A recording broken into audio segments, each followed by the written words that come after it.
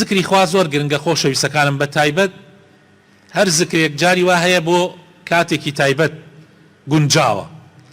بۆ نمونە ئێمە کە ئەڵێن سبحان الله ئەڵێن الحمد لله ئەڵێن الله أكبر ئەڵێن لا إله إلا الله ئەڵێن لا حول ولا قوة إلا بالله ئەڵێن إنا لله وإنا إليه راجعون یا صلوات لەسەر پێغەمبەر صلى الله عليه وسلم لەم ذکرانە مطلقا لە هەموو کاتێکە ئەبێ وەکو صلوات لەسەر پێغەمبەری خوا صلى الله عليه وسلم بەڵام هەندێک ذکر هەیە جاری وا هەیە پەیوەستە بە شتێکەوە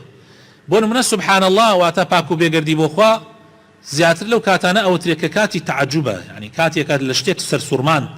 سەرت سوڕ ئەمێنێ بۆ کاتی سەرسوڕمان جا مناسبە بۆ ئەم شوێنە کە ئەم معجزە عەجیبەتیایە ڕوویدا خوای تەعالا بەوە دەسی پێکا سورەتی ئیسراء فەرمێن سبحان الذي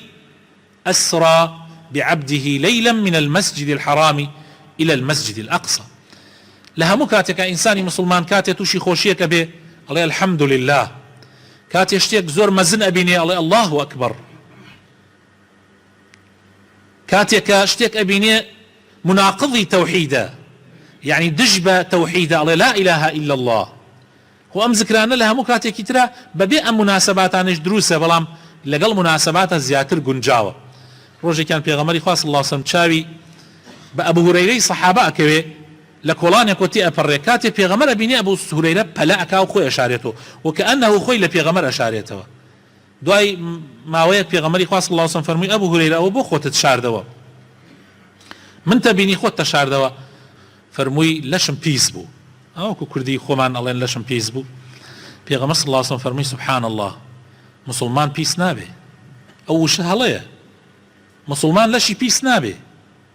بڵێ لەشم گران بوو بڵێ تووشی جەنابە بووم